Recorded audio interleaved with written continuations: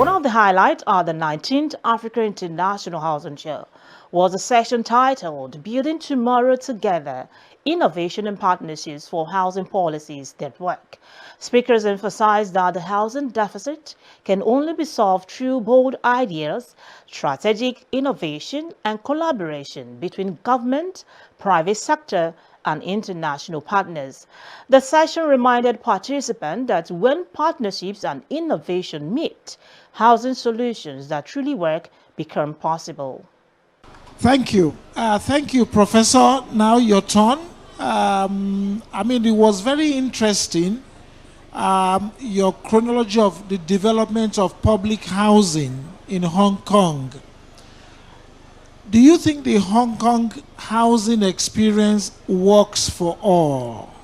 We are usually the forerunners in the new development areas with public housing. But after we move there, we have a kind of balanced social mix. So there would be other middle income or even luxury apartments that will move in later. But we come with the infrastructure. For instance, the roads, the water supply, drainage systems will all be there. And also police stations, fire stations, ambulance depots will be there when our public housing move into a new development area. That was the case when we have the new towns in the 1970s. So for developments, I would say land supply and planning strategy are the most important. And provision of infrastructure is definitely a government's action. We need clean water, especially I think in Africa. You can't just simply leave it to the individual developers to do their own things, especially with water supply and drainage systems that are essential for public health. So I think government have to provide these basic infrastructures. But we were keen when setting the strategy to have the government commitment to provide the infrastructure, the services, create destinations where you can sell land to private developers, and so that you can get some extra funds to cross-subsidize across income sectors. So all public land in Egypt is owned by an entity that is also part of the Ministry of Housing, who provides the land to us for free. They do the infrastructure as well. They maintain the neighborhoods once we have livability there.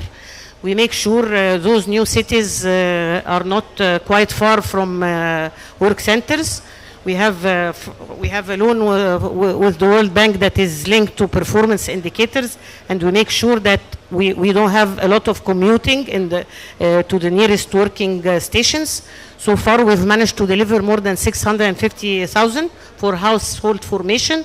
So 3 million people moved to those new cities, increasing the area lived by 7%. I think we have no choice.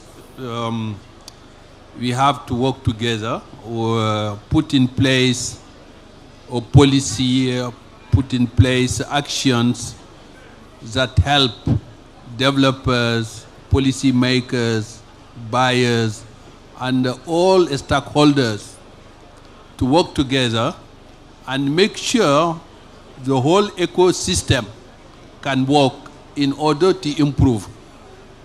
We know we have a lot of constraints. This is the reality. And it will not change tomorrow. It will take time, because improving the interest rate, it can't happen overnight.